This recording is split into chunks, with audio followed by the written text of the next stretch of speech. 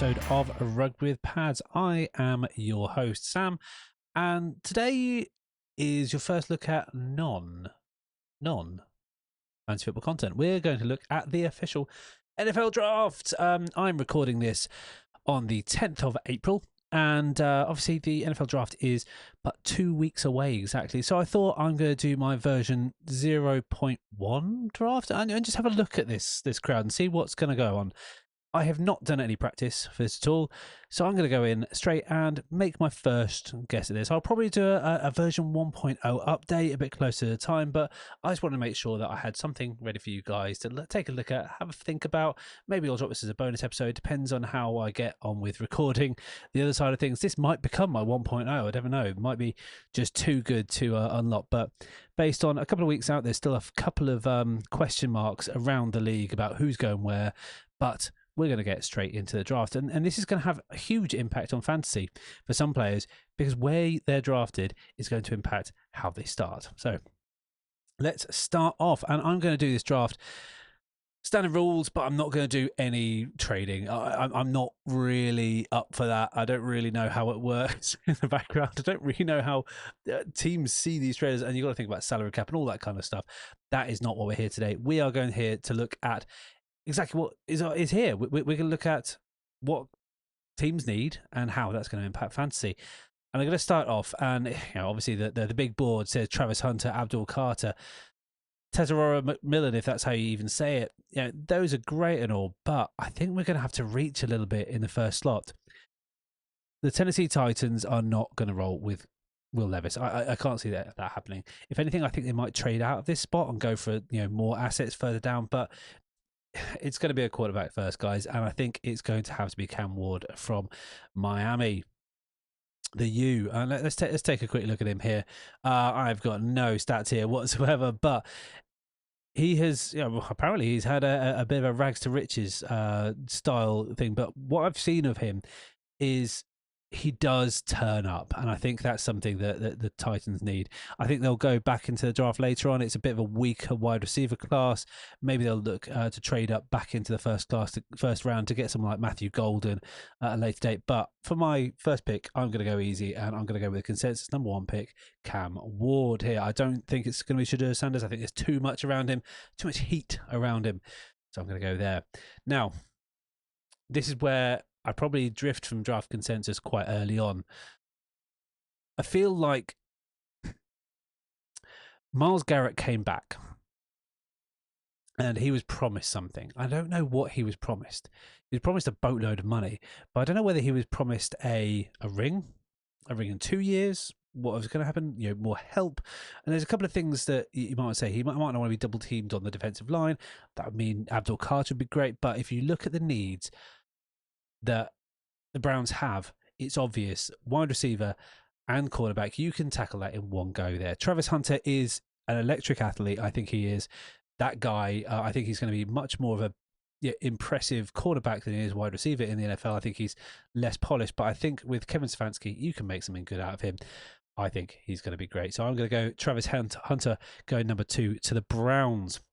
New York on the clock, and I think, again, I'm looking at the board here and I'm thinking, what's going to be the most obvious thing they need? They've got Russ. I think they're thinking about building for the future, and you build from the line. So I'm going to take a reach here, and I'm going to go for tackle Will Campbell from LSU. Let's take a look at him here. He's junior. He's a big guy, 3'2", 3'6". Wow. Only 21. That's the one you build for the future. IQ, competitive toughness, that's what you need. I think he feels like a solid Gettleman pick there, and I'm going to go for Will Campbell at number 3 from LSU going to New York Giants. We're going to carry on Patriots. Patriots need everything, in my opinion, but I think the obvious one is they need a big wide receiver and big help to maximize Drake May, who has definitely shown some promise there. They have doubled down on it being Drake May with Joe Milton going out of the building. So I think the obvious number 1 wide receiver in the class, Tesororo McMillan, is going to Patriots World. For once, they have not picked up a plucky white wide receiver that used to be a quarterback. Anyway, Jaguars need so much, but I'm thinking about positional value here, and I'm thinking the one that really comes out to me here is D-line. Wide receivers, I think they're better off than maybe this gives them credit for. Safeties, it feels like a bit too early to draft a safety. I think they're going to have to build to the future, and I would build for the future on a player who on a position that you generally don't see move around too much, and I'm going to go with Mason Graham, defensive lineman, defensive interior from Michigan. Over here, he used to be with John Harbaugh back in the day. He's junior, 6'3", 320, shorter than ideal arms for the NFL apparently. But outside of that, there is a lot to love. Fast, violent, relentless. That's who you want in the middle of your D-line, wrecking stuff up. They have provided no pressure from the outside or in. I think it unlocks Trayvon Walker as well, unless they trade him. Mason Graham, get in there. I think that's quite high for a defensive lineman, but yeah, needs are needs sometimes, aren't they? For me, the Raiders need a lot. I think they actually need more on their offensive line than this gives them credit for. But this is the first place that I would say a running back makes sense. And Ashton Jeanty is going to be the perfect running back. I think here with a new look team, a new look ethos with Geno Smith, with Peterson. Is it Peterson? Not Peterson. Oh, I forgot his name. The old Pete Carroll. Sorry, Pete Carroll there as well. And Brock Bowers. They're going to look to be hard hitting and big plays. Ashton Jeanty. I think that we don't need to speak much more about it. He should have been the MVP potentially, but it should have been the Heisman winner. Sorry, fantastic player. He will go high, and I think the Raiders maybe. I would dig him a couple of points, but I think he's a consensus 101 in rookie draft this year. The Jets could go anywhere. They need tight end help. They need wide receiver help. They need tackle help. But I'm going to go probably with a tackle here. I think they need to wrap up and do as good by Justin Fields as they can. Justin Fields showed he was capable behind a decent offensive line. They never had that in Chicago. They did have that over in wherever they were in Steelers world, in Pittsburgh. So I am going to go for Armand Membu. I don't know anything about him, but let's take a quick look at him here. He said Membu presented a high athletic ceiling in 2023 before confidence and control took off in 2024. There's going to be a work in progress, that team. I don't suspect Aaron Glenn is going to get it all done in one go. I suspect he went there thinking the defense was pretty good. Otherwise, he might not have taken it. The offense definitely needs a lick of paint, but I think he needs to optimize Justin Fields throwing to his college wide receiver in Garrett Wilson. Armand Membu get on the team there. Going to number 7 to the Jets. Number 8. Panthers are going to draft a bucket load of defense, and the guy is sitting there, Abdul Carter, potentially number 1, best player on the board. Makes sense. Yeah. Just get on the team. That's it. The Saints, they need a lot of things as well. I would say, it says here, running back, wide receiver, they are tied into Alvin Kamara for another couple of years, I would suspect. Wide receiver is an interesting one. You may be thinking about Luther Burden, giving him that edge, and that's probably where I'm going to go here. I'm just going to see defensive line. I don't think they're as bad as all that, really. And I don't think that's where they're looking to maximise. I think they're looking to build out a new young core, potentially, and Luther Burden makes sense there. So I'm going to go with Luther Burden III. He is a big dude, big, fast, athletic dude. He's not big. Sorry, I thought he was big. Maybe I'm thinking of someone else, but Burden is an ideal 5-tool multi-sport athlete for the receiver position in the NFL. Yeah, I think he's incredibly explosive. An X, I think he'll play great with Olave. So get in there. Luther Burden III to the Saints at 9. Now I would have put Ashton Jeanty here if he had fallen, because the Bears have luxury picks, and I still think they might go running back, but they might see the tier. There's a very deep running back class. There might be guys like I really like Cam Scatterbo going there potentially in the second. We'll have to see how that goes. But instead, I think they just need to make sure their lines and they're protected as well as possible. So I'm looking at defensive line here. I'm thinking a guy who could potentially play a hybrid edge here. Mike Green out of the Thundering Herd, Marshall Thundering Herd. I don't follow nearly enough here. Redshirt sophomore here.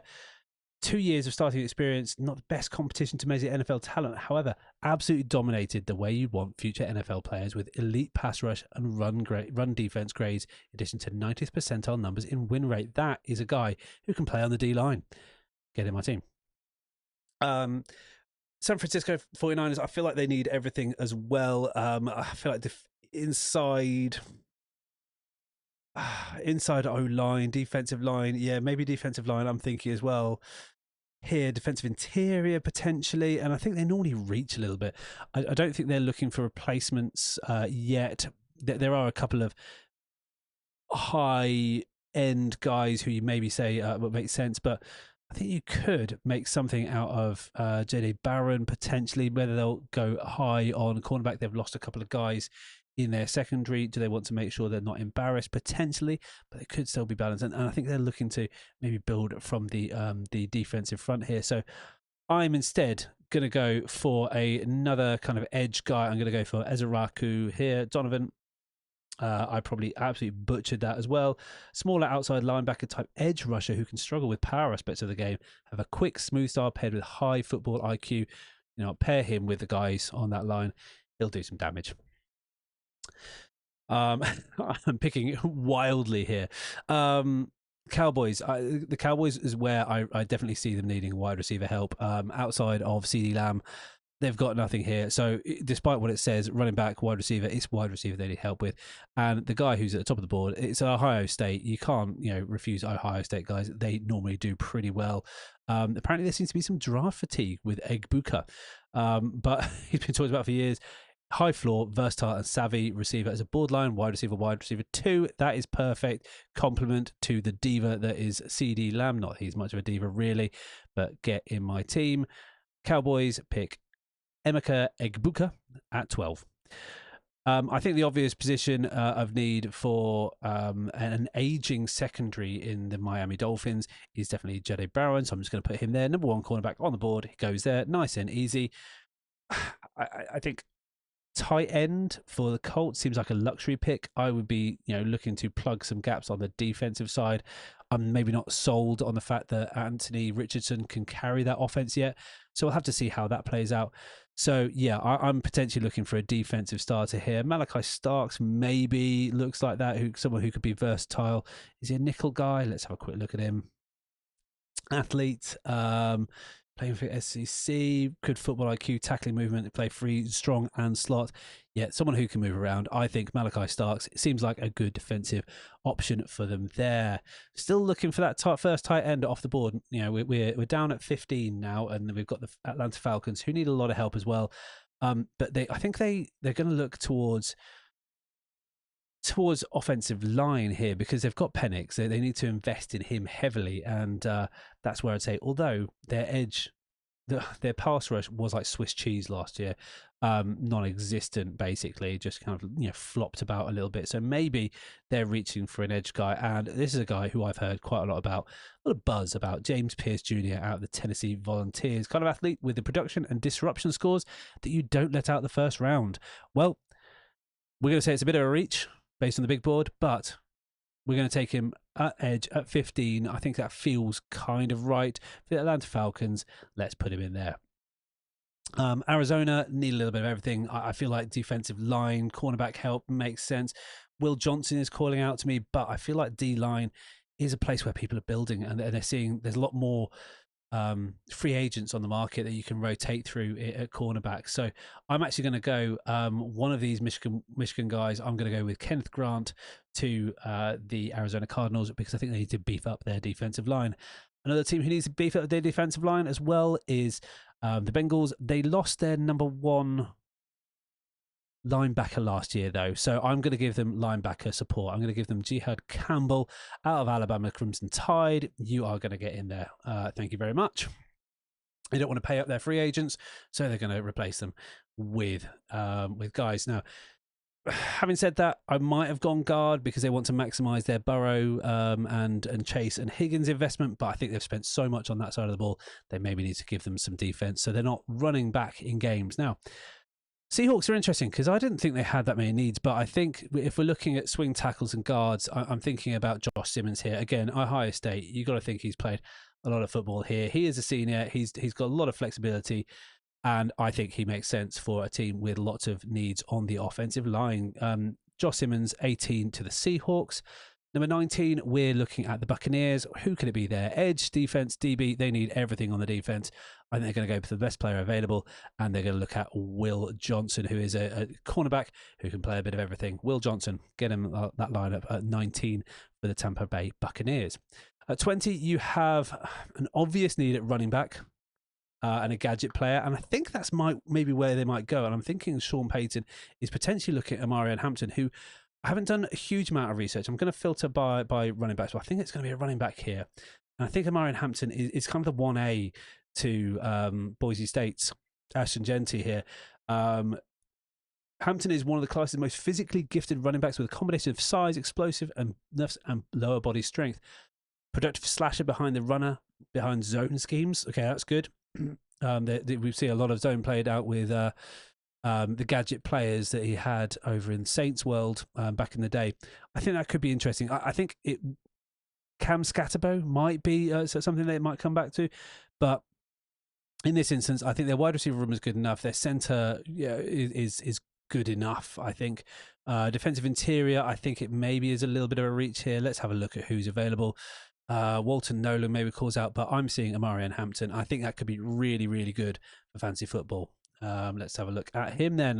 20, Amarian Hampton, running back, going to the Denver Broncos. 21, we've got a team that currently need a QB. I don't think they'll need a QB, so I'm not going to go QB yet. Or am I? Am I thinking about Shadur Sanders here? Or do I think about Shadur Sanders going later in the second round? Where is he at the moment? He's 41 on the big board. I don't see him going there. I really don't. I don't think that the Steelers want that kind of vibe, and I think they will. They will legitimately roll in the season if they want to with Mason Rudolph and maybe trade for Kirk Cousins if they're getting behind the curve here. Do I think they need a running back? Potentially. I don't think they're going to take it here. I do think they're going to take what they know, and it's either going to be a tackle or a safety here. I'm just going to have a look at the safety here because I think they want versatile safeties. Overall grade 61, probably not the kind of thing that goes there. Injuries, though, for Kevin Winston Jr. Still one of the top safeties around. Maybe they've done their research. I'm going to take a reach, and I'm going to go for Kevin Winston Jr. here. Going 21 safety to the Steelers. We've seen a lot of defensive players go, I think. Not many really exciting wide receivers or anything. I think we'll see a lot more running backs and wide receivers go into the second and third round. But not here. I think it makes obvious sense for... Oh, you know what? Who do they need? And I feel like the Chargers need a wide receiver who is more of an X guy than they do tight end. They can do with blocking tight ends. Let's see if Matthew Golden is that kind of guy. 195, 6 foot, beating press, impressive footwork after the catch ability. Is he another version of Ladd McConkey? Is he a guy that could be there? Footwork quite explosive. I don't know. Sideline catches. I'm going to go for a pitch, and I'm going to think it's probably if Tetairoa McMillan was here, obviously it would go there. I think Luther Burden they might take a chance on, but John Harbaugh has been in that world as well. Let's take a look at Tyler Warren. Tyler Warren is a monster here. Warren is a do-everything tight end who a coach would love. Oh, okay. It's Tyler Warren. I think that fits Harbaugh's scheme far more. So Tyler Warren, 22 to the Chargers. Green Bay need a bit of everything. I think mainly wide receiver. I think if Matthew Golden's on the board, they're going to pick Matthew Golden up just to keep that man Josh Jacobs happy. So that's an obvious one for me. I think that could be a really good fit in a group of misfit wide receivers. Matthew Golden will probably quite quickly carve himself out to be the number one there. Vikings at 24, running back, I don't think that is really a need. Defensive interior, defensive back. Yeah, I'm seeing Walter Nolan here. Let's take a look at him. Ole Miss defensive interior. Not the most polished defender, but I don't think that matters in a scheme where you have, what's his name? Brian Flores doing business here. I'm going to have a look at Walter Nolan and suggest that he can become a home wrecker. A line wrecker under Brian Flores. 25 O-line. makes sense for the Texans here, and I wish it didn't, because I kind of feel like a tackle to Kevin Banks Jr. would make sense for LA, but I think they're going to get pipped to the post. I'm going to go Kevin Banks Jr. He's a Texas Longhorns guy. He's a junior. He's had a lot of experience here. I think he's going to be a decent pickup for them, and they're definitely looking to rebuild that O-line after losing. Did they trade him away, Larry Tunsil, or did they lose him in free agents? I think they traded him. Anyway, they got draft picks. It's all good.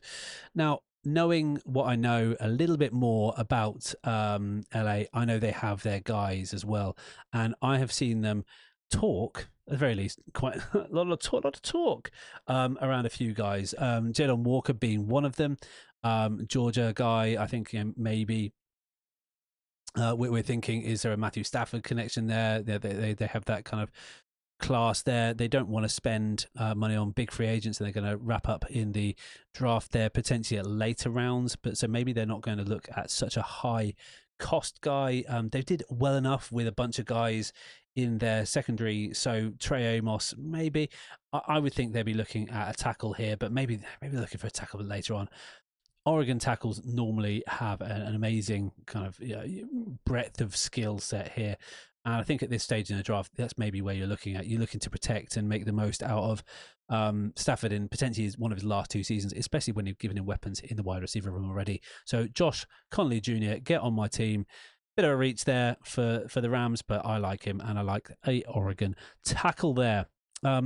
The Ravens, the guard, edge, and DB. What makes sense here? I think edge being the premier move here. I'm looking at Shamar Stewart and feeling like he's scheme versatile. Yeah, I feel like he might be the player to go for. He's going to go to the Ravens to shore up that defense. Lions need a bit of everything. I don't think they need wide receiver that much. Again, guard, I don't think so. Edge, maybe as a complement to Aiden Hutchinson. They did a lot of work without Aiden Hutchinson on here. But I'm looking at one of these 2 Georgia guys. We're looking at Jalen Walker, linebacker, physically and athletically gifted player. They have been known to take linebackers in the first round. So I'm going to go with that trend, and I'm going to go Jalen Walker.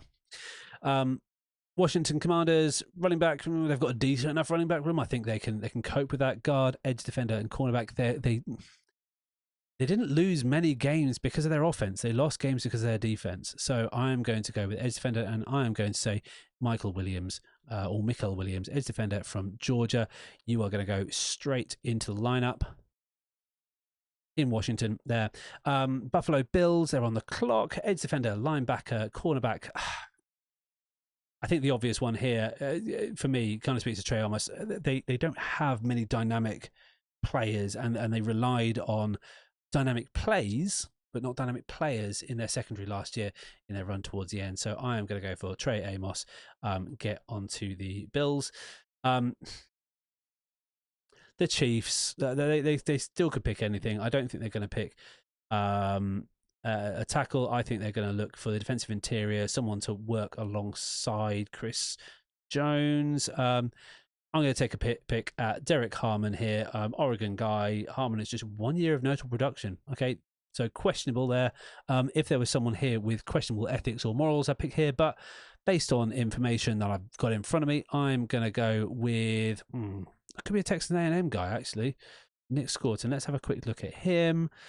Alluring combination of overall size and pass rush moves. That might be something they really want. 3-4, 4-3. Lots of defensive interest. Okay, I'm going to go for Nick Scorton out of Texas A&M as being the 31 guy. And finally, at the end of the draft, 32, we have the Eagles, who have a luxury pick because they have a great lineup. How do you win the Super Bowl? You have the best team. That's really easy.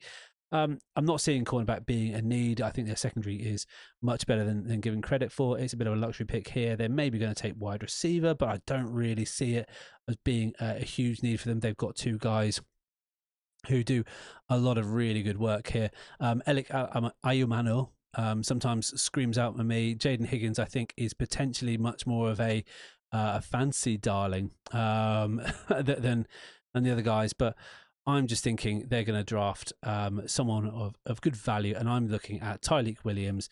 Yes, he's a defensive interior guy, but I think he could be an absolute home wrecker. I maybe would have put Tyleik Williams if I'd seen him earlier in possession of the Kansas Cities, but I think Yeah, I think if he came to it, I would say Tyleik Williams makes the most sense. Absolute beast of a boy.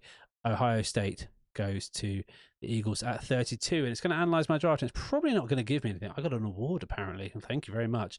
But taking a look at here, I'll just run it back through. Cam Ward going to Titans. The Browns taking Travis Hunter, New York. Taking Will Campbell. The Patriots taking Tetairoa McMillan, the first wide receiver off the board. I think that could be really interesting. And for once, I could see a wide receiver coming into the Patriots dynasty and actually doing something well in the first year. Mason Graham, defensive interior, going to the Jags. Ashton Jeanty, the first big boy off the board. He is still the number one rookie overall pick. I would say keep him there. I don't think his impact is too depressed by going to the Raiders, but maybe just a little bit. The Jets pick up a tackle, Armand Membu. Abdul Carter, my favourite player in the draft, goes to the Panthers at 8. Luther Burden, explosive guy, complimentary wide receiver, being part of Kellen Moore's new look offense in New Orleans, going for the Saints at number 9. The Chicago Bears take an edge defender, Mike Green, at 10. 11, another edge defender. We're getting a bit of run going here. Donovan Ezuraku going to San Francisco at 11 out of Boston College. A wide receiver is much needed in Cowboys world, in Jera world. So Emeka Egbuku from Ohio State goes there. I think the name brand alone will get him the position there.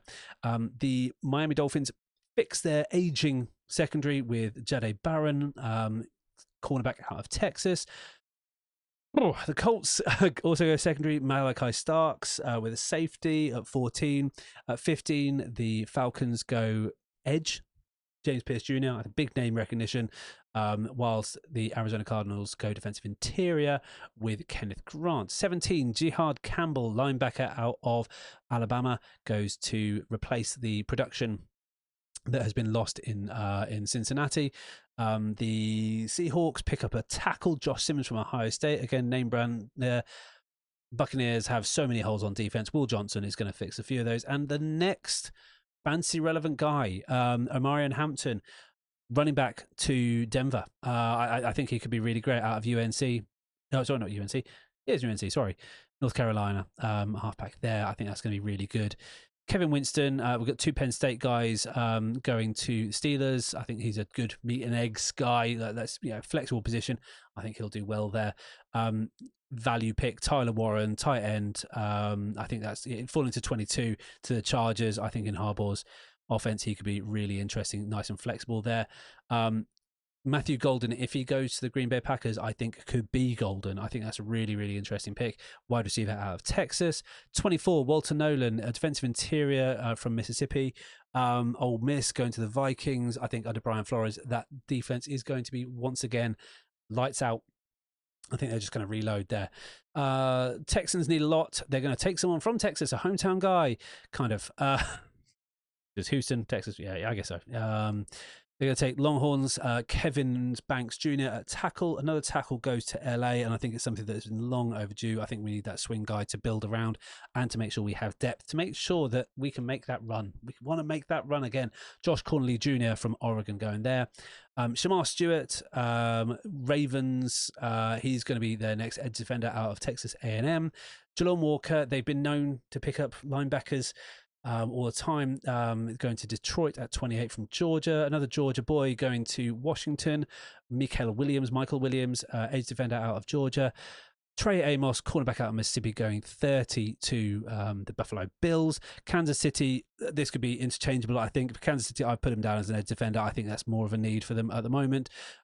Nick Scorton, Texas A&M. And finally, Tyleik Williams, who is one of my favorite prospects, going to the Eagles, defensive interior out of Ohio. Now, there aren't many offensive players here. So for fancy purposes, this is a bit of an interesting draft.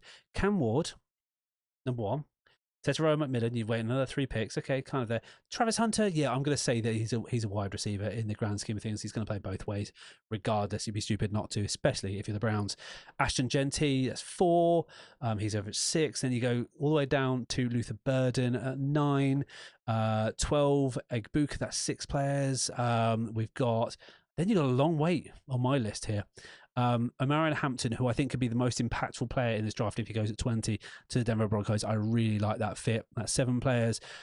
Tyler Warren to the Chargers at 22, I think could be really, really interesting. And he's going to be a great plug and play starter. I think if that mix is right, he's not going to be Brock Bowers, but I think he could be Sam Laporta-esque, maybe Dalton Kincaid of a couple of years ago as well. He's that kind of player. I think he's going to be nice and flexible. Matthew Golden going there straight back to Green Bay. Again, if they pick a wide receiver there, you want to pick him up. And then after all that, that is my last. So nine skill players, and there's been some notable exceptions there. Notably, we've missed out Shedeur Sanders. I don't see him going in the first round in this one. I just don't see the value there. Yeah. Tell me what you think, guys. I really enjoyed doing this. I think it's going to be really interesting for fantasy football. I will try and do a 1.0 update at some point. We'll have to see how that goes. But yeah. What do you think of my my lineup here? Tell me what you think. I'll post this on Twitter as well, just so you know it was there. Thank you so much for listening. I really appreciate it. If you've been here for the last half an hour, I really appreciate you. Thank you for listening. If you want to support the pod, you're doing it right now, but you can go to all socials, follow us there at Rugby with Pads. Go to rugbywithpads.com. You can support the pod for as little as £1 a month and get yourself some discounted merch as well while you're there. Thank you so much for listening, and I will see you all very soon on the Virtual Gridiron.